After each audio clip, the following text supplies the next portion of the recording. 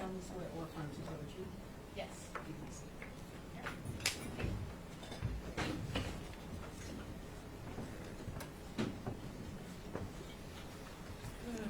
afternoon. Please pull the mic nice and close to your mouth. State your name and spell it for the record. Sure, my name is Jennifer Swatek, first name Jennifer, last name Swatek.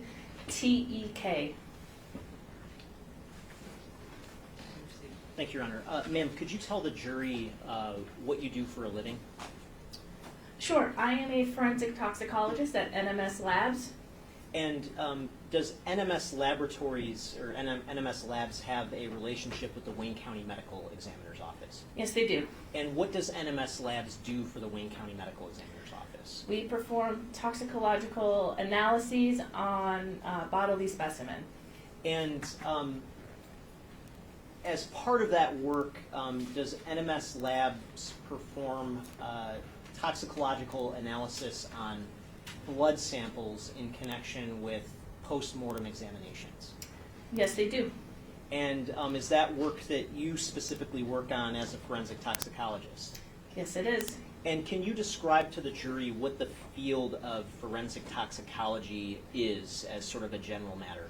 Sure. Well, the study of toxicology is just the study of chemicals, drugs, substances, and their effects on the human body. And then forensics now applies it to the law.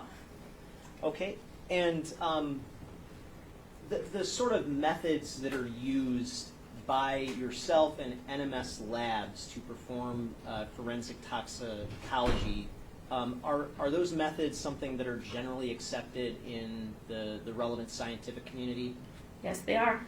And what sort of training do you have to do the sort of work that you do as a forensic toxicologist?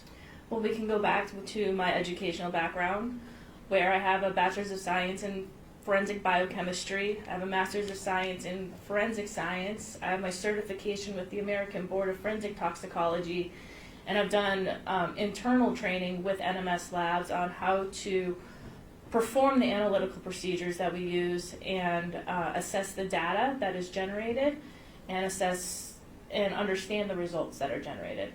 And how long have you been in this line of work? I have worked for NMS for 12 years, working specifically in the toxicology department for 5. Okay, and have you testified as an expert previously in the field of forensic toxicology? Yes, I have.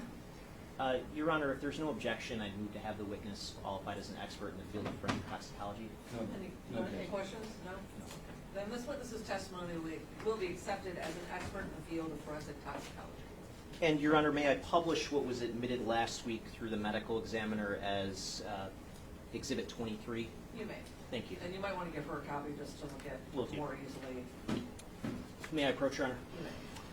Ma'am, I'm handing you what's been previously admitted as People's Exhibit 23. Can you tell the jury, just as a general matter, what this document is? This is a toxicology report issued from NMS Labs. And who authored this specific report?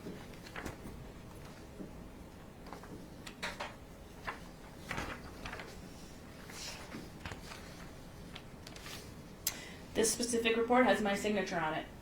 And in terms of the toxicology associated with this specific case, were you the first one to author a report for this case? I was not. And why is it that you came to author a report for this case?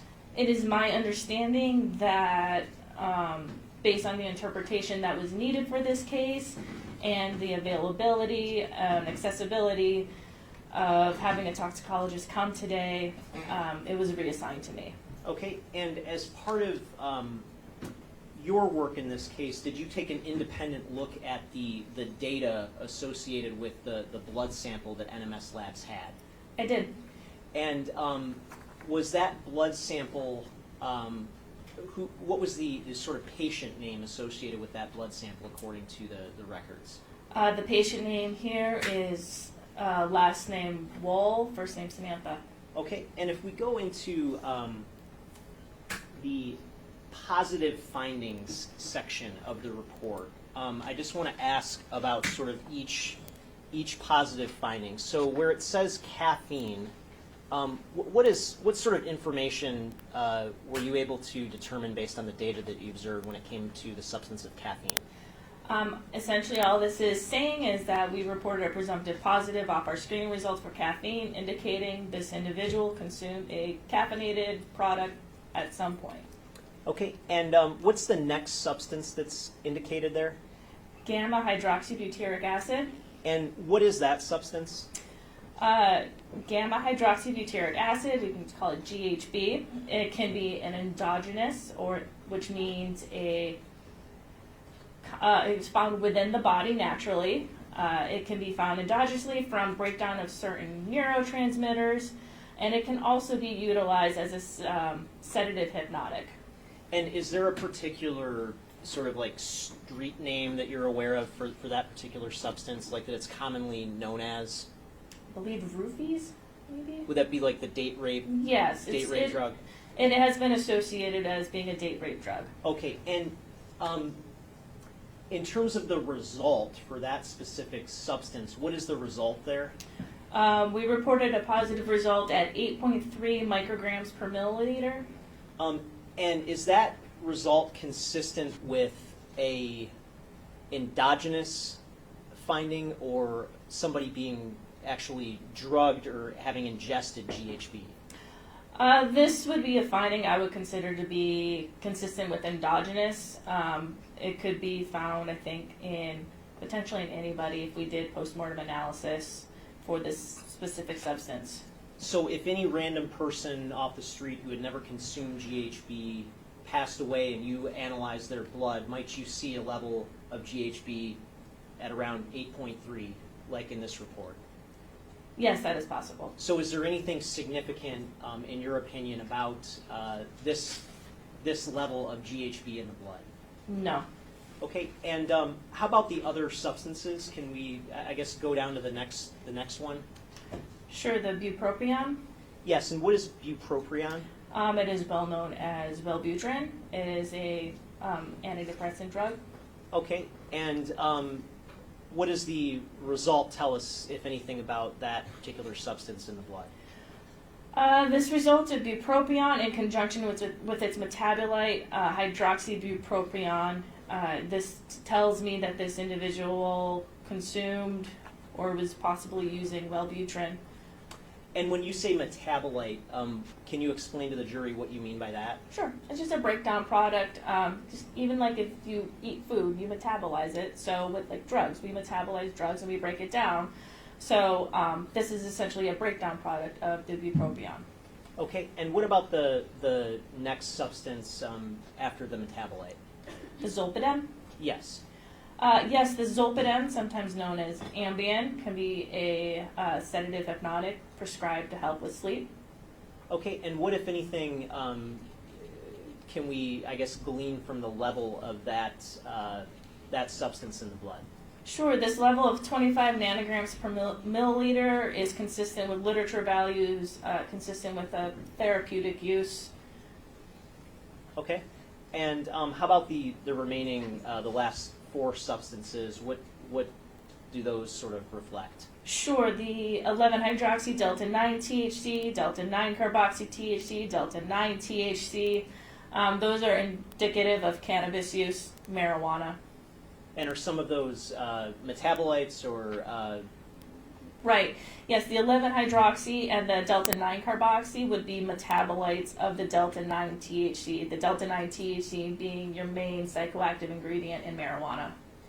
And based on the Ambien, the combination of Ambien and marijuana in the blood, is there anything that you can say about the effects, if any, on someone's central nervous system of having that sort of level of these substances in their blood? It's possible the person may have been exhibiting some central nervous system depression, maybe some sleepiness.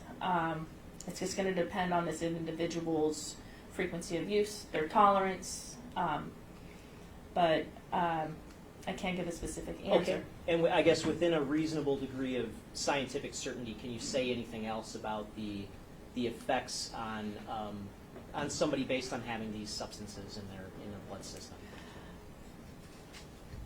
As I said, this person may have been feeling some sleepiness. That's probably the extent that I can say, but I can't say for sure to what extent. Okay, thank you. Nothing further. Ron?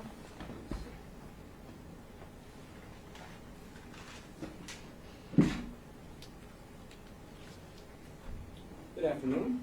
Hi. Hi. Now, let's speak about this GHB. Yeah. Okay. You indicated that this could, I guess, be a naturally occurring substance in somebody's body. Yes, ma'am. Okay. Do you know what the normal levels of this particular substance would be in somebody's body? Typically, we consider less than about 30 to 50 to be consistent with endogenous levels. Okay. And would you agree that GHB has a pretty high rate of which the body metabolizes it? GHB does have a fast half-life, Okay.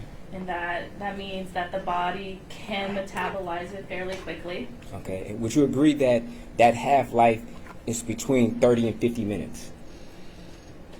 I would say it's about half an hour to an hour and a half. Okay. So hypothetically, if somebody would have had say for instance, a date rape drugs, that's what you called it, correct, or roofies, several hours prior to there being an autopsy or an analysis on what's in their system, you would agree that that particular level could drop to a substantial level where it would appear that this was a naturally occurring substance in the body. It would have to depend on the dose and that amount of time, the amount of time that it would take for the body to metabolize. Okay, but it's possible that somebody could take or be slipped a date rape drug or roofies several hours prior to a death or autopsy, and then there's an analysis, and in that analysis, the levels in the body drop so much that it would appear to an individual who's doing the analysis that this is a naturally occurring substance in the body, opposed to being administered it, if that makes sense. Yes, I'm going to see if I can clarify it as I talk it out. If an individual was exposed and possibly, say, 6 to 8 hours-ish, it could potentially be at an endogenous level. Okay. What about 3 to 4 hours? Based upon, it'll depend on the individual, correct? Like their body mass, whether or not they've, I guess, taken this substance before. It's going to depend very specifically on the individual and their individual metabolic capabilities and the dose that was provided. Okay. Do you know when what time the autopsy would have been performed or that blood sample extracted? According to this report, the sample was collected by the medical examiner's office on October 21st, 2023. Do you know what time? Oh, excuse me, sorry, yeah, 1800 hours, so 6 p.m. Okay, 6 p.m. Okay. And if the person had potentially died around 1 a.m., 1:30 a.m. on October the 21st, which is some 5 hours, well, more than 5 hours, I'm sorry, I can do my math right now. 16 hours, some 16 hours after death that the blood was extracted. Would that have some type of impact possibly on whether or not somebody could be able to determine whether or not this was a naturally occurring substance in the body versus somebody being administered it? It would depend on when it was administered in relation to the time of death, not necessarily the time of the autopsy. Okay. If it was administered closely to the time of death, I would expect it to be elevated. Okay. Because when the person dies, the body stops metabolizing. So if there was a significant amount in their body when they were deceased, that would, in my opinion, be reflected on the report. And even with a postmortem interval until autopsy of 16 hours, I wouldn't expect it to drop significantly. Okay.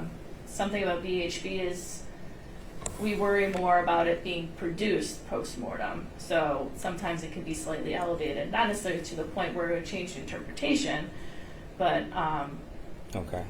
So wonder if hypothetically the person was administered this GHB around midnight okay, or 12:30ish, okay. and they actually died around maybe 4:20ish when they actually died. Okay. Could that half-life maybe give a false interpretation of whether or not this particular substance was administered or naturally occurring in the body? So the 4-hour 4 hours. interval. Yes. Again, it's going to be very dependent on this person's metabolic capabilities. I would still expect to see, again, it's also going to depend on what the dose is too. If this person was given a dose to cause a slight stupor versus a dose that would possibly cause deep sedation, that would also have to be a factor in too. Okay. So I could expect a higher result even after 4 hours. Okay.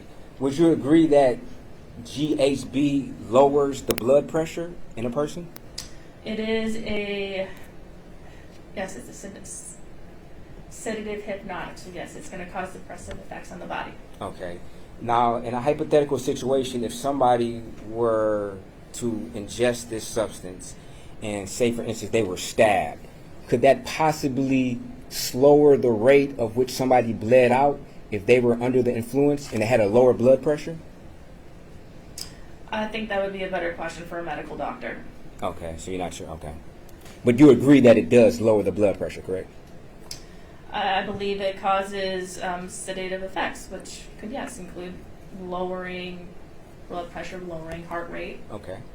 And would you also agree that THC also would lower blood pressure and lower the heart rate? It's possible it can. It can also increase. Okay. And it's possible that a combination of GHB and THC could lower the blood pressure and heart rate maybe to a significant degree. Not to death, but to a significant degree. Or more than normal. I'll rephrase that, I'm sorry. If a person was given 2 drugs that could cause sedating effects, it could cause lowering of, yes, heart rate, lowering of blood pressure, but again, I can't see how that would affect this individual. Okay. Would possibly Ambien, does that lower the blood pressure and or heart rate? It could. Okay.